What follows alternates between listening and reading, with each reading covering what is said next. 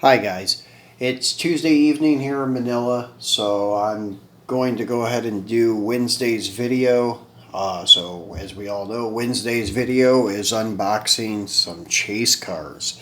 So as promised, we're doing the Ford versus Ferrari trifecta, whatever you want to call it. But actually, one of the cars is not from the movie. It could have been in the movie, but it wasn't from the epic scene at the end where the three finish 1, 2, 3. That was number 1, 2, and 5. I don't think Autoworld had the licensing for the movie, but they already had the casting. So they released the three together but made a number different, is what I'm kind of coming to the conclusion on. But as I said, I don't know this for sure, but you can't see anywhere on the packages where it says anything about like official product from the movie or anything like that. It just says special edition on the corner of the boxes and such. So really nothing indicating that it's official merchandise for the movie. But before I get started, I want to thank my buddy Eric T. at Decker Toys for making this possible for me to have all three of these chase vehicles and regulars to unbox. Actually, he makes it possible for the Philippines to have Autoworld cars, because without his effort, we would not have any of the trucks or the Jeeps or anything like that that you see in my videos. So unless you guys in the Philippines are buying from eBay or something like that, and you have Autoworld cars that you've gotten within the country, they probably come from him, especially if they're any of the newer square bodies. So once again, thanks Eric for making it possible for us to have these items, and always making sure that I get the chases so I can post them in my videos. Much appreciated. This is his name and things if you guys want to look him up on Facebook.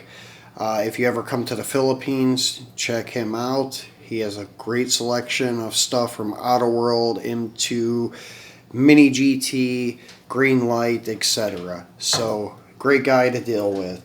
So, thanks again, Eric. So, let's go ahead and take a look at these. As I said, they do kind of look like the cars in the epic ending scene in the movie. There's number 1, Ken Miles' car. And as like on the car in the movie, I think it had his name on the roof. This one doesn't. I guess it's just for you to make the conclusion that this is supposed to be his, because they released these cars like right at the exact same time as the movie. So I'm assuming that's what you're supposed to picture in your mind. So let's go ahead and get the first one open, and we'll do the regulars first, get them out of the box and put them on the checkered flag. I have that there to kind of remake the ending, well, not ending scene, but the end to the Le Mans race, one of the most memorable scenes. But anyways, here is Ken Miles, number 1, 1965 GT40.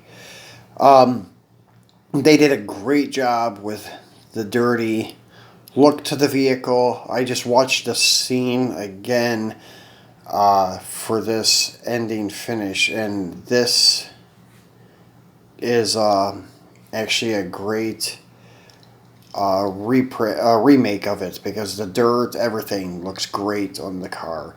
So I'll slow it down a little bit to get a closer look. Even the tires are kind of dull looking to give it that dirty look.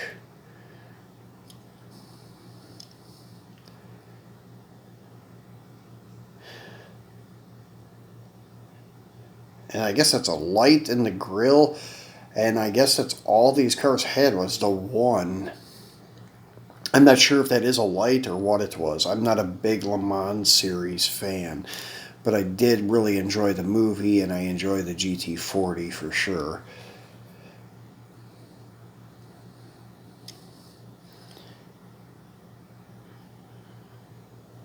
So really nicely done by Autoworld. So let's get number 2 out of his package. There he is.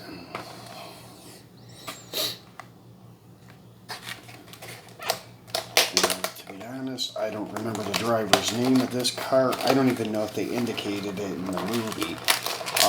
But it is the black number 2 that was in the movie that finished to the right side of Ken's number 1.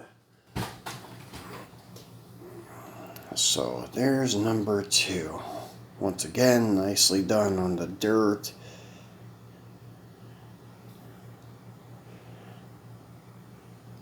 So take it slowly here. Look at the tail panel. And it's got a cutout in this rear floor for the quick change rear end.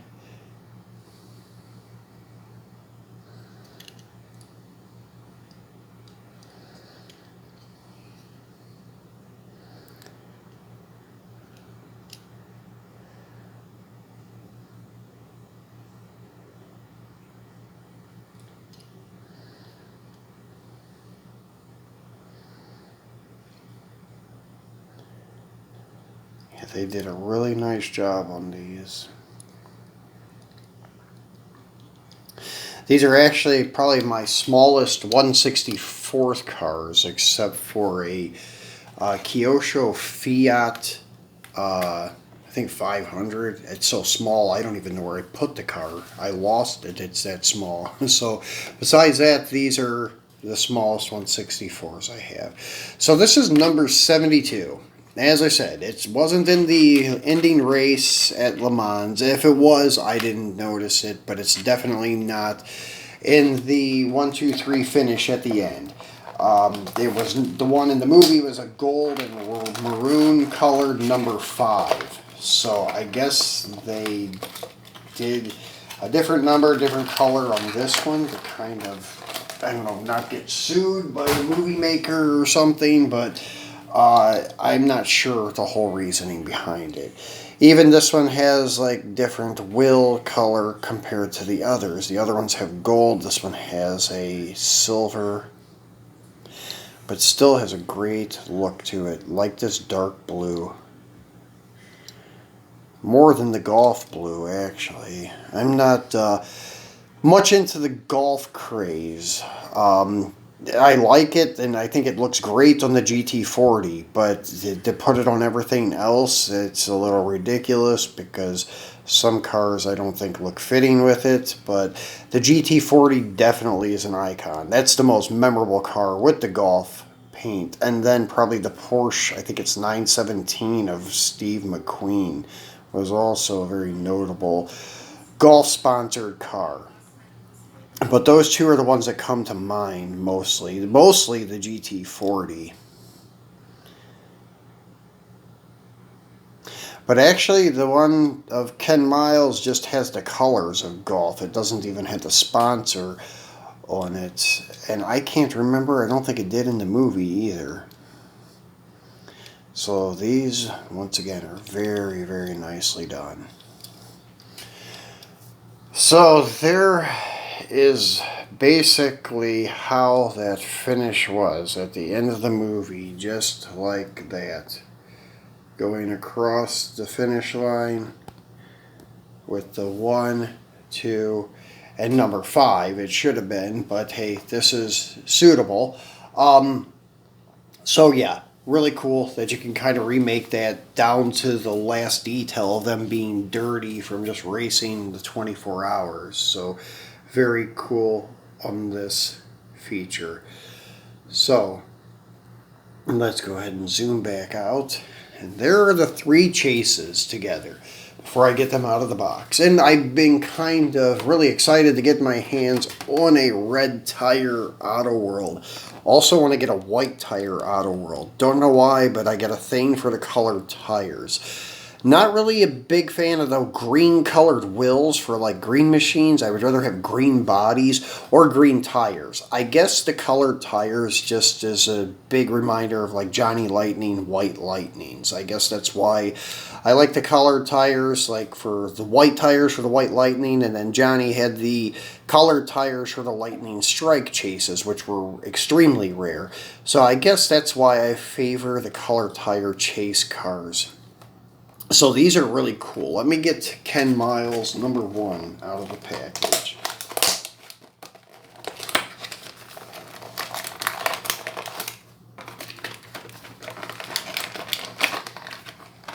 And these are great because even the chassis is done in the ultra red. So very sweet car. It's got the dirt look to it. I've got the dirty Christine Ultra Red too, which is really dirty. It's hard to even find a shiny spot on that chase car.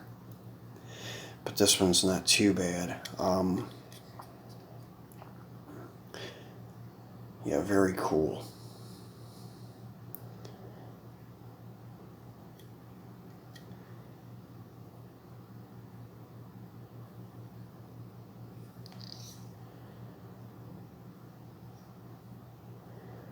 Very nicely done, Autoworld.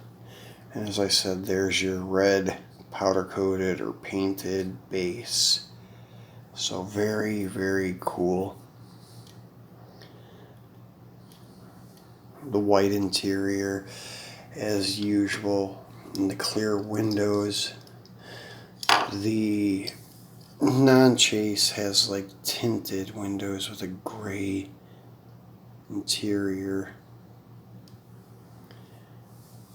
So very, very cool. So let's go ahead and do #2. Since that's the other one that's actually in the movie, might as well get him out and take a look at him.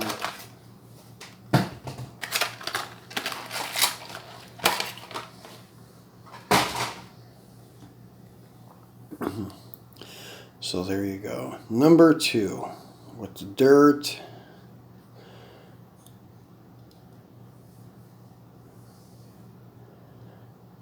And I'm wondering if there's a reason those front area just looks blue. Maybe it's just the camera angle. Because in the bottom it's definitely red. I was just kind of looking at the front valence panel. It looked blue a little bit. It did on #1 too, but it's not. It's ultra red. I think it's just the black has maybe a blue tint to it when it's in a certain angle. So very cool.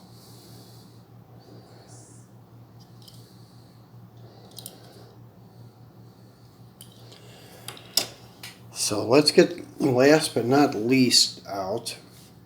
Oh yeah, and by the way, as I said, we have another special like movie chase car, and it's a Ford also to keep the Ford theme going. We'll do him last.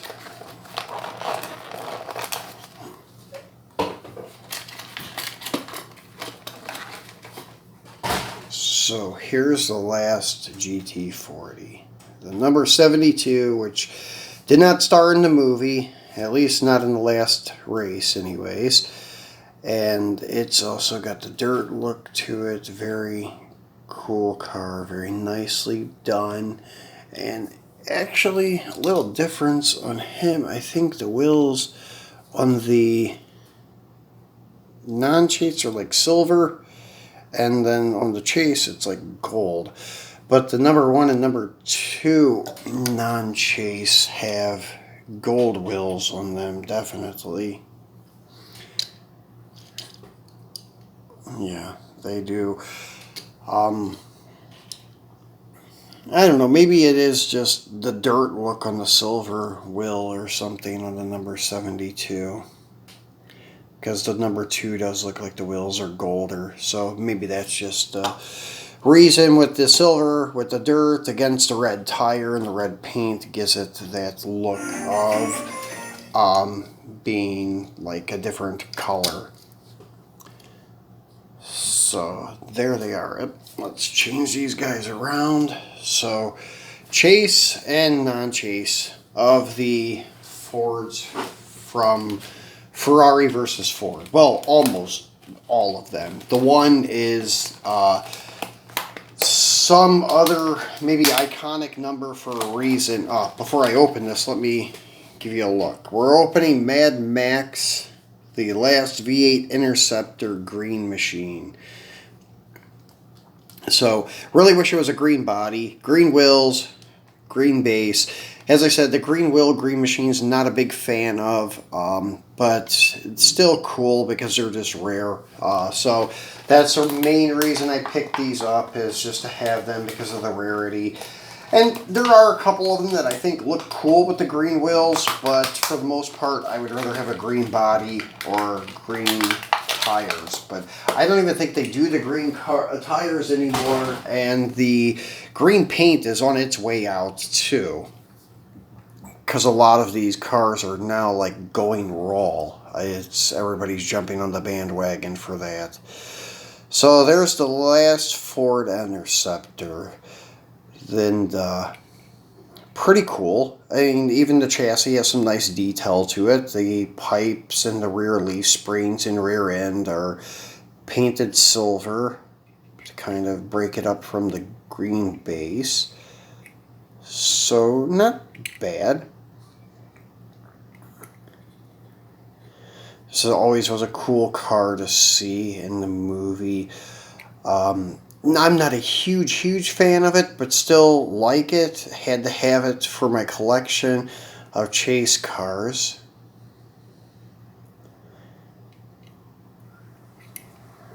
So, some really nice detail on it.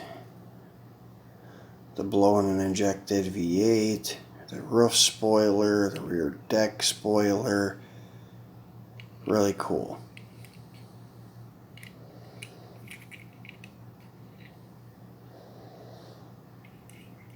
So that's the last of the chase stuff for today. Zoom in one more time and get a look at these 40s. And they are pretty cars. Tiny, as you could see, like the last Interceptor next to one of these looks like a monster. So it's much bigger, but I guess they are to scale, because even looking at them in the movie next to other cars, they were quite small. So yeah, there you go, guys. So on Saturday, instead of doing like a comparison review thing, I heard about Paul's Mustang challenge, so I guess I'm going to try to do that, because I do have a couple of Mustangs that I can open. Actually, one in particular, it's a greenie, so it's the Cobra, Mustang Cobra 2, and it's the Black Bandit series, green body, green machine, so we can open that on Saturday. And then I'll give you a look at some of the other Mustangs I have. Most of the stuff I have are going to be older ones from mid 60s to early 70s, maybe even just to 69. I'm not sure. I have a lot of race style ones and chase style ones from like 66 to 70. Maybe, I don't know, 10 or less Mustangs altogether in my collection. As you know, predominantly my collection is based on probably Mopar and trucks. So trucks I have a wide variety of different brands, but for die-cast cars, pretty much sticks with Mopar. But with the chase stuff, I kind of venture out to other items. So, hope you guys enjoyed this video. If you have not subscribed yet, remember to do so.